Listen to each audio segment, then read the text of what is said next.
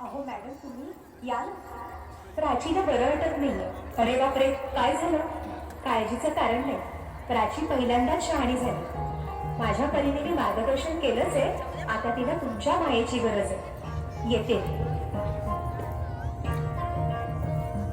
ताई, पोटात खूप दुखतंय.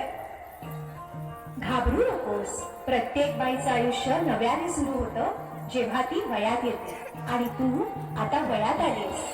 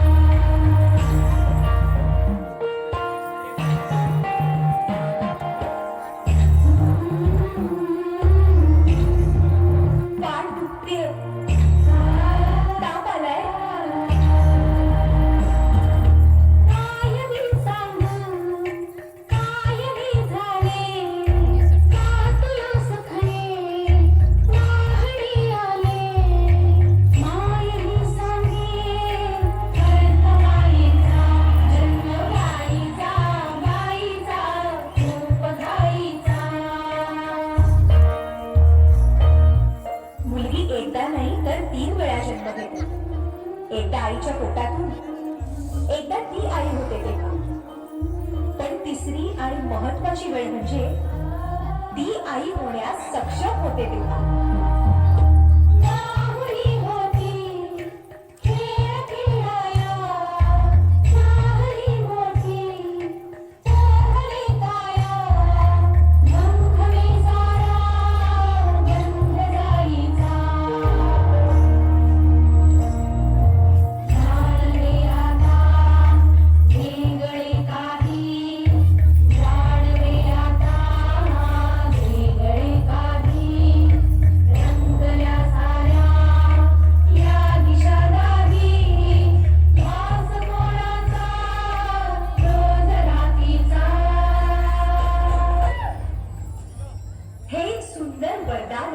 जे फक्त स्त्रियांना मिळतं.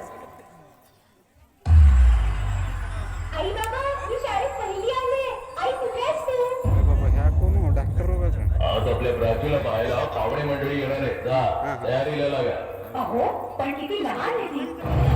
आई माणसांना जेवढं सांगितलं जातं तेवढंच करावं. ऐकलंस ना बाबा काय म्हणाले? मी नाही जाणार तुम्हाला सोडून.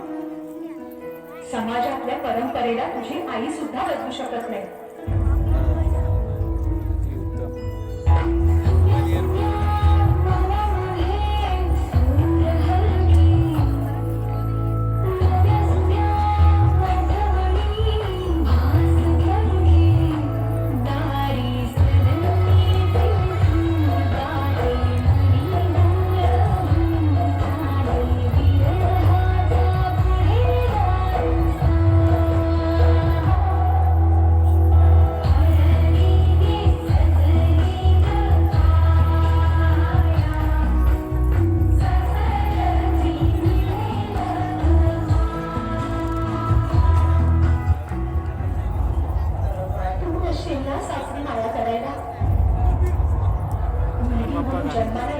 नवरीनच झाली डायरेक्ट. कसं सांग, कसं शिकायचं?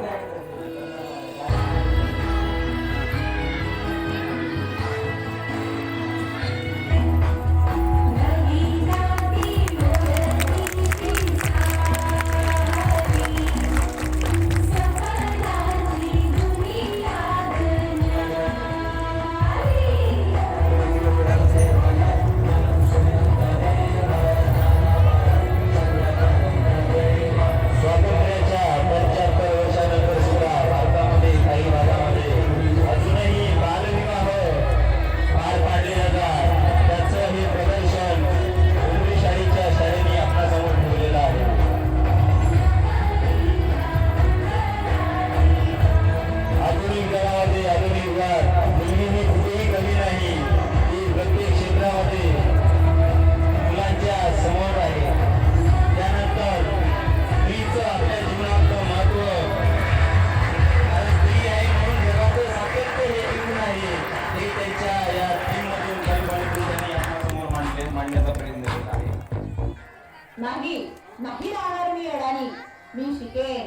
नक्की शिकेन. आज माझ्या हातात कलेक्टरची पदवी नसून उद्याच्या सोनेरी क्षणांची चावी आहे.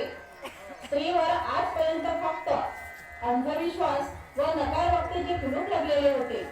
माझ्या देशात अशा अनेक महिला आहेत ज्यांचे स्वप्न चुलीच्या धुरात निघून गेली आहेत.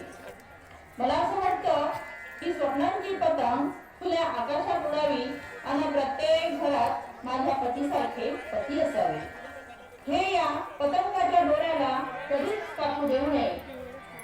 हे करणं खूप अवघड आहे, पण अशक्य असं मुळीच नाही.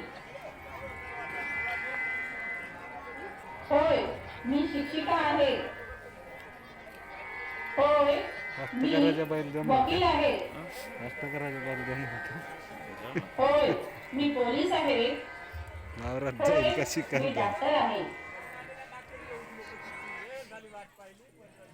छान, धन्यवाद.